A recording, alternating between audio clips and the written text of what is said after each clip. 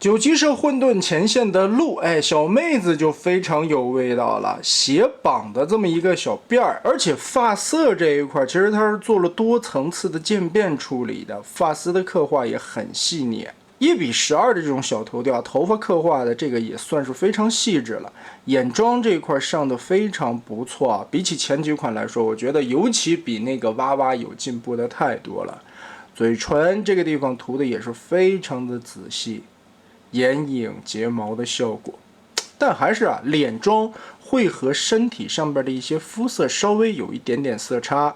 身上会很白，脸会稍微有一点点晒黑，而且这一回终于没有了那个凸起的水口啊，过审就简单很多了。里边穿着一个短款的毛衣，下边是牛仔裙子，而且上边的皮带也是真实的绑扣。但是这个裙子呢，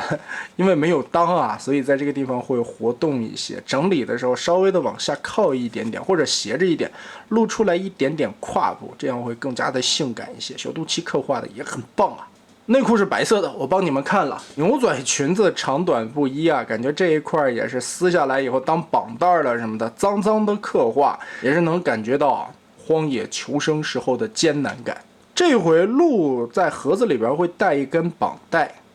这个绷带需要自己绑一下，你绑在哪里都可以，其实绑在腿弯上边效果也不错，来回卷几圈，把关节往里一顶就好了。靴子刻画非常不错啊，九级社的鞋子每次刻画的都很精彩，一点一点渐变喷涂上去的，而且这回真的还做一牛蹄子样式，中间还有一缝儿。大外套有红色的里衬，外边是灰色的帆布，而且上边有涂装的效果，在衣兜的边缘这里磨损的旧画，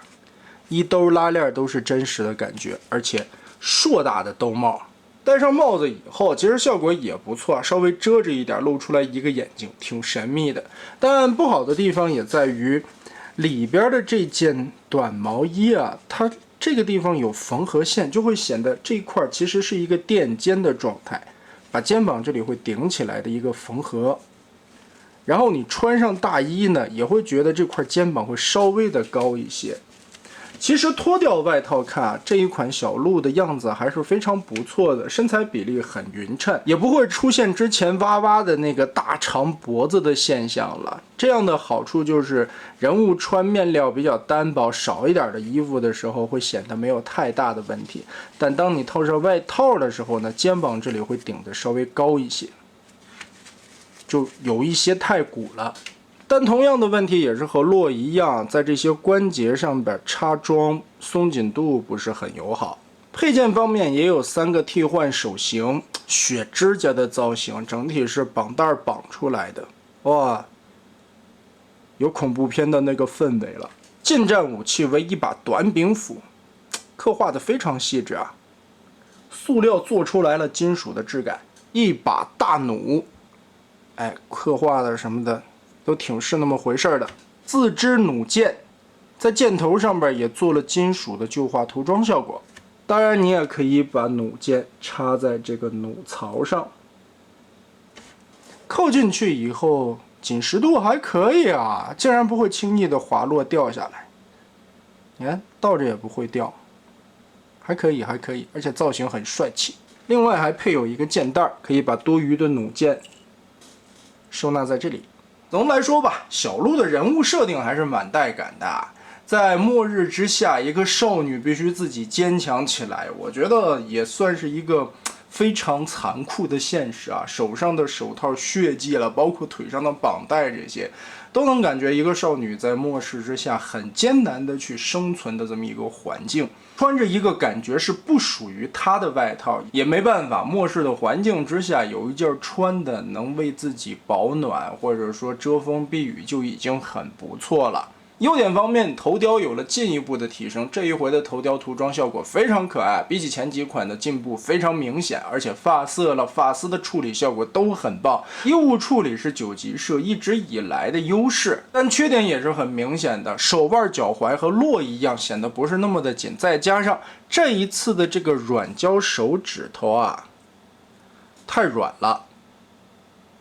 武器也很重，所以握在手里边的这个大弩其实是将将的搭在上边的，并没有很紧实的握持。它不会像洛的那个手指头很粗，虽然也是用的软胶手，但洛握起来那个霰弹枪是要比这个紧实很多的。总的来说吧，大叔配萝莉这样的题材，不管是在影视圈还是游戏圈都经久不衰，非常经典的组合形象也是在九级社的这一套1:12人偶上面体现的出来啊。造型方面来说还是非常棒的。作为第一套 CP 组合，同款式的情侣大衣其实还是挺有意思的。而且每个角色的近战、远程兵器都挺有特色的啊，像洛这种比较硬刚的角色，拿一把霰弹枪去正面冲突；近战的钩爪可以进行格斗操作，飞出去的毛索也能弥补一些机动性。妹子们适合在暗处狙击偷袭，用弩箭这种消音兵器去射击的话，也可以隐藏自己的行踪。只是妹子的近战兵器，幸亏拿的是一把短柄斧啊。那么得嘞。九级社的这一套混沌前线的新 CP 组洛和鹿就是这样了。哎呀，最大的问题还是这个素体呀，关节应该加强了。